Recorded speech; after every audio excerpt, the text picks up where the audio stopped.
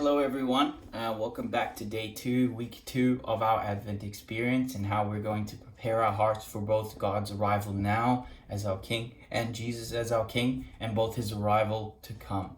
So, as Errol said yesterday, the theme this week is peace. And how is it that we're going to prepare our hearts for peace? How is it that we're going to, essentially experience or understand peace during a time where it's probably most needed, right? And when we come to the scriptures, we're brought to the scripture that I was given, Hebrews 2:9-18. And this is actually a scripture that relates very much to our own context right now, but in a different way for the original readers. For the original readers, the things that were happening in the background was that Rome and the Jews were fighting. They had a massive war. This is, as some of you may have heard about, this is the Jewish war where the destruction of the Jerusalem temple happened. But Rome during this time was a very powerful empire. The Jews were fighting back, but a lot of them were dying. A lot of them were suffering at the hands of the Romans. And because the Romans had enough of the Jews, a lot of them were being enslaved. A lot of them were being forced out of the homes that they had before. So this was a time when there was essentially chaos on the earth. And the readers were questioning, where is God? What is he doing? How is it that he's really ruling on earth as our king?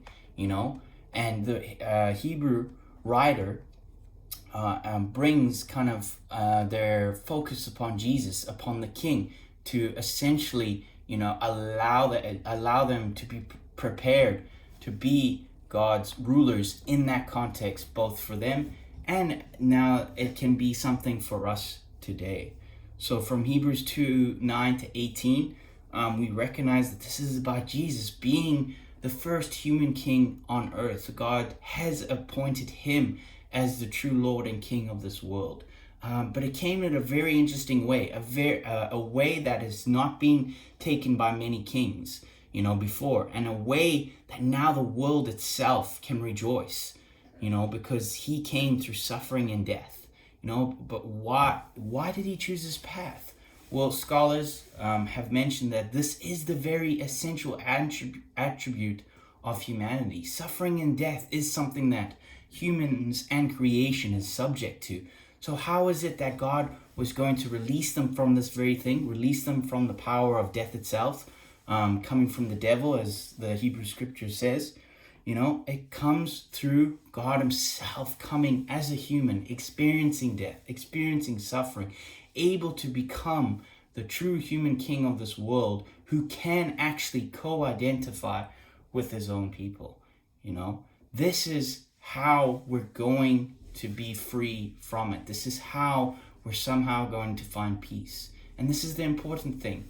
Peace, as Hebrews 2:9-18 is beginning to describe, isn't some arbitrary element that we begin to pray harder every day or worship more and more every day, and somehow we get more of it each time, or more of it today, more of it tomorrow. Peace and the path of peace is actually somehow a journey, something that Jesus himself took very seriously, and understanding that he had to walk a path of suffering and death for the very people around him, for humanity himself, in order to say that I understand you, I know you more than you think.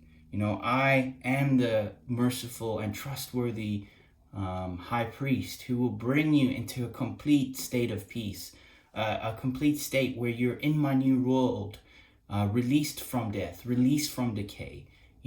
But it comes by encouraging one another, as Hebrews 3 talks about. It comes actually also later in Hebrews 3, it comes through hearing the voice of God. If you hear my voice today, don't harden your hearts, as he says, as the great bitterness. This is why, because suffering and death is the very thing that can draw people away from God. It can cause people to question God and really think that God is actually not our king, that he's not enthroned right now. And this is the very encouragement that Hebrews brings us into. How do we find peace? We realize it's a journey. It's something that we enter into both as a community of God and something personally with Jesus. And in some ways, peace is a person himself. So I hope you're encouraged by this message and realize that peace is a path, that God and His Spirit will begin to speak to us, and that cause us to encourage one another as we all need it during this time. Thank you and have a good day.